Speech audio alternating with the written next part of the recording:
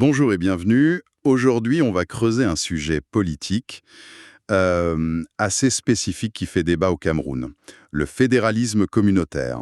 On va s'appuyer sur un document qu'on a reçu, Non au fédéralisme communautaire au Cameroun. Notre but, c'est simple. On va essayer de décortiquer les arguments de ce texte, de comprendre un peu les inquiétudes qu'il soulève, et puis de regarder les exemples historiques qu'il utilise pour étayer son point de vue. Voir ce que cette source nous dit. Alors, fédéralisme communautaire, le terme en soi, il peut sembler pas forcément négatif, hein, presque rassurant même. Mais justement, on va voir ce que ce texte précis nous dit des enjeux derrière. Alors pour commencer, comment le document définit cette idée, ce modèle? En gros, ce que le texte décrit, c'est un système où le pouvoir, l'administration, tout ça, ne serait pas divisé d'abord par région géographique, vous voyez, Oui, mais plutôt selon l'appartenance des gens, à des groupes ethniques ou des communautés spécifiques. d'accord. C'est donc une différence vraiment fondamentale par rapport à ce qu'on connaît le plus souvent, le fédéralisme territorial. Le texte insiste là-dessus dès le départ. Ah oui, tout à fait, le contraste est immédiat, c'est même au cœur de l'argumentation. L'idée qui est combattue ici, c'est vraiment celle où l'identité ethnique devient le critère numéro un pour organiser la politique. Mhm. Ça pourrait définir des droits différents, l'accès aux ressources, peut-être même des territoires propres à chaque communauté. C'est ça l'idée critiquée. Et du coup, la principale crainte, la grosse inquiétude soulevée par ce texte, c'est quoi? La crainte, elle est majeure, hein, oui, et dite très clairement. Le document dit que mettre l'ethnie comme ça au centre de la structure politique, c'est dangereux. C'est une pente glissante qui, si on suit les leçons de l'histoire qu'il cite, ça mène quasi fatalement aux divisions profondes. Au conflit même, non? Oui, au conflit. Les mots sont forts, ils parlent d'une issue marquée par le sang et les larmes. C'est vraiment posé comme un avertissement très très sérieux. D'accord. Et pour donner du poids à cet avertissement, j'imagine que le texte ne reste pas juste dans l'abstrait. Il utilise des cas concrets, des exemples historiques. C'est souvent là que ça devient parlant. Oui, exactement. L'argumentaire, il repose beaucoup sur l'analyse ou en tout cas l'interprétation de cas historiques précis. Le premier exemple développé, c'est l'ex-Yougoslavie. Ah oui, Le texte rappelle que cette fédération, elle était organisée autour des différentes nationalités, serbes, croates, slovènes, bosniaques, macédoniens, monténégrins. Chaque république correspondait en gros à une identité. ce qui, sur le papier, on pourrait se dire, reconnaissait la diversité du pays, mais le texte, lui, en tire une conclusion très sombre, c'est ça? Tout à fait. La lecture qu'en fait la source, c'est celle d'un échec tragique. Elle fait un lien direct entre cette structure basée sur les nationalités et l'explosion violente du pays dans les années 90. Hmm. Le document parle de guerres ethniques atroces, d'un bilan humain terrible, il mentionne plus de 100 000 morts, et puis d'un traumatisme qui dure encore dans les Balkans. Clairement, l'exemple yougoslave est utilisé comme un repoussoir, une illustration de ce qu'il faut absolument éviter. D'accord, je vois. Après la Yougoslavie, le document change de continent, il va en Afrique et il parle de l'Éthiopie. C'est quoi la spécificité de ce cas d'après la source? Alors, l'Éthiopie s'est présentée comme un cas d'école de ce que le texte appelle le fédéralisme ethnique. C'est en place depuis la Constitution de 1995. Le pays est divisé en États régionaux, définis largement sur des bases ethno-linguistiques. Les Oromos, les Amaras, les Somalis, les Tigréens, etc. D'accord. Et un point qui est vraiment souligné par le texte, c'est que la constitution éthiopienne, elle reconnaît noir sur blanc le droit à la sécession pour ces États définis ethniquement. Ah oui, un droit à la sécession, c'est assez particulier ça. Et quelles conséquences le texte attribue à cette organisation-là? Là aussi, la source fait un lien de cause à effet très très direct. Elle pointe cette structure fédérale ethnique comme une cause majeure, si ce n'est la cause principale de la guerre terrible qui a éclaté au Tigré en 2020. Mhm. Le document évoque des centaines de milliers de morts, même si les chiffres exacts sont toujours difficiles à avoir, et il dépeint un pays qui est constamment au bord de l'explosion à cause de ces lignes de failles institutionnalisées. Donc, Yougoslavie, Éthiopie, le texte semble dessiner une sorte de schéma récurrent. Organisation politique basée sur l'ethnie égale instabilité, voire conflit ouvert. Il y a d'autres exemples qui viennent renforcer ça? Oui, il y a un troisième cas qui est abordé, c'est le Nigeria. Le texte rappelle comment c'était au début, après l'indépendance. Le pays était structuré en 3 puis 4 grandes régions. D'accord. Et ces régions, même si elles étaient géographiques, en fait, elles correspondaient assez largement aux zones d'influence des 3 principaux groupes ethniques. Les Hausa Fulanis au nord, les Yoruba à l'ouest et les Igbo à l'est. Et là encore, j'imagine, le texte y voit la racine de gros problèmes. Exactement. L'argumentaire raconte la tentative de sécession de la région Est, majoritairement Igbo, qui a proclamé l'indépendance du Biafra en 1967. Et ça a déclenché une guerre civile effroyable jusqu'en 1970. Oui, la guerre du Biafra. C'est ça. La source parle d'un bilan qui pourrait dépasser le million de morts, surtout à cause de la famine dans l'enclave du Biafra qui était assiégée. Et quelles leçons particulières le texte tire de cette expérience nigériane? La conclusion qu'il présente, c'est que le Nigeria, il a réussi à rester uni, même s'il y a toujours plein de tensions, hein, mais il a réussi en s'éloignant de ce modèle initial quasi communautaire. Comment ça? Le pays a ensuite beaucoup augmenté le nombre d'États fédérés. Aujourd'hui, il y en a 36. Et il les a découpés sur des bases plus petites, moins directement liées aux grandes lignes de fracture ethnique. Et ça, la source l'interprète comme une reconnaissance que la structure de départ, elle était dangereuse pour l'unité du pays. Applique ces leçons ou ces interprétations au contexte camerounais. C'est quoi la peur principale qui est exprimée? Alors là, la transposition est directe. Le document exprime une vraie peur, une peur profonde que si on adoptait un fédéralisme communautaire au Cameroun, ça reviendrait à graver le tribalisme dans le marbre de la Constitution, à lui donner une légitimité et une base officielle. Quand le texte utilise ce mot tribalisme, il faut peut-être préciser.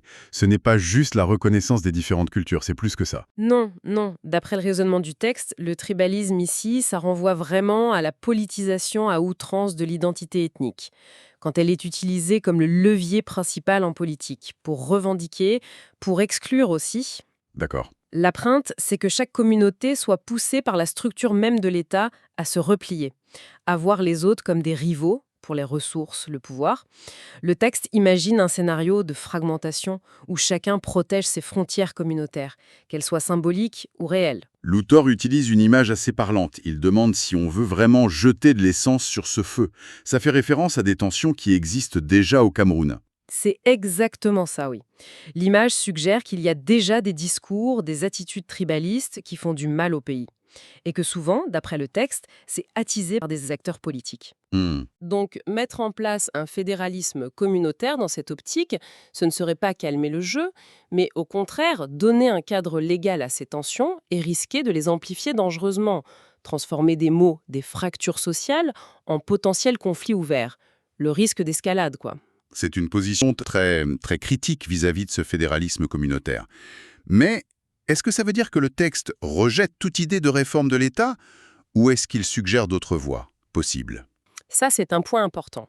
Le document, il n'a pas l'air de dire « ne touchons à rien ». Au contraire, il reconnaît plusieurs fois qu'il y a un besoin de changement au Cameroun. Ah bon? Oui, il parle de la nécessité d'avoir plus de justice sociale, une meilleure équité dans la répartition des richesses, du pouvoir et une meilleure représentation de tout le monde dans les institutions. Par contre, il rejette très fermement le fédéralisme communautaire comme étant la mauvaise réponse à ces besoins légitimes. D'accord. Alors, si ce n'est pas ça, quelle est l'alternative que cette source met en avant? L'alternative qui est clairement préférée, elle est orientée vers un modèle basé sur le territoire, pas sur l'ethnie. C'est soit un fédéralisme territorial classique, où on diviserait le pays en États sur une base géographique. En se basant sur les régions actuelles, par exemple, littoral, nord, centre? Oui, voilà, par exemple. Ou alors une décentralisation beaucoup plus forte que ce qui existe maintenant. L'idée centrale étant que ce sont des territoires qui se gèrent et peu importe qui habite dedans, c'est ça? Précisément, l'idée fondamentale défendue ici, c'est que chaque entité, région, État fédéré, peu importe le nom, gère ses affaires locales, ses compétences, mais elle reste ouverte à tous les Camerounais, quelle que soit leur origine. Mhm. Ça doit être un lieu où on coexiste, où on construit une identité régionale ensemble, au sein de l'identité nationale. Le texte insiste, ces entités doivent accueillir la diversité, pas être fondées sur l'exclusion ou la domination d'un groupe. Le texte utilise d'ailleurs une métaphore pour le Cameroun. Il parle d'un patchwork de culture. Qu'est-ce que ça veut dire dans son raisonnement? Oui, cette image du patchwork, elle sert à souligner que la diversité culturelle, ethnique du Cameroun, c'est une richesse. C'est présenté comme un atout. D'accord. Mais l'avertissement qui vient juste après est crucial. Transformer les coutures de ce patchwork culturel en frontières politiques internes via un fédéralisme communautaire, ce serait, d'après l'auteur, une grave erreur. Pourquoi? Parce que ça reviendrait à figer ces identités, à les transformer en marqueurs de division politique et donc potentiellement à préparer la guerre de demain. L'accent est mis sur le danger de rendre ces appartenances communautaires rigides, officielles, dans la structure même de l'État. On arrive vers la fin de l'argumentaire du document, là. Comment ça se termine? Il y a un dernier message, un appel particulier? Oui, la conclusion est très directe. C'est un avertissement final et en même temps un appel aux Camerounais. Le texte leur demande clairement de se souvenir des leçons qu'ils pensent avoir tirées des exemples historiques dont on a parlé: Yougoslavie, Éthiopie, Biafra. Mhm. Le fédéralisme communautaire est qualifié sans aucune nuance de fausse solution et de piège mortel. Piège mortel. Ce sont des mots extrêmement forts pour conclure. Ah oui, tout à fait, c'est présenté comme rien de moins que la légalisation du tribalisme, une voie qui mènerait au chaos, à la désintégration du pays. Et face à ça, l'appel final, c'est un plaidoyer pour l'unité nationale. Et pour des réformes, quand même.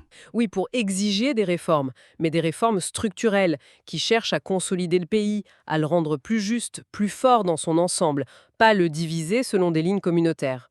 Le document se termine par un mot d'ordre très simple: restons unis. Bon, si on résume la perspective de cette source, on a donc un rejet euh, vraiment catégorique du fédéralisme communautaire.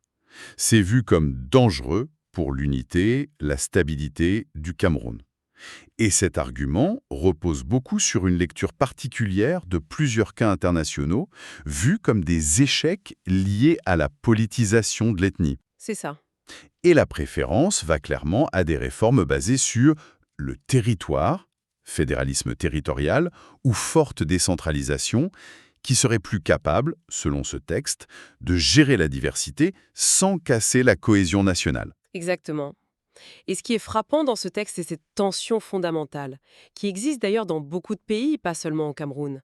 C'est la tension entre, d'un côté, le besoin légitime de reconnaître, de valoriser, de donner une place à toute la diversité culturelle, linguistique, ethnique d'une nation, Oui. et de l'autre côté, le risque que cette source souligne avec force, que si on institutionnalise cette diversité sur une base communautaire, eh bien, ça finisse par affaiblir le sentiment d'appartenir à une même nation, que ça exacerbe les divisions et fragilise le pays. C'est un équilibre très très délicat à trouver. Tout à fait. Et la lecture de ce document, même avec son point de vue très marqué, ça nous laisse avec une question de fond importante. Une question qui fait réfléchir au-delà de ce texte, comment une société, surtout une société aussi diverse que celle du Cameroun, peut-elle naviguer entre ces deux nécessités? Comment articuler au mieux la reconnaissance juste des identités multiples avec l'impératif vital de garder et renforcer une cohésion nationale forte qui garantit la paix et le développement? C'est sans doute un des grands défis pour beaucoup de pays aujourd'hui.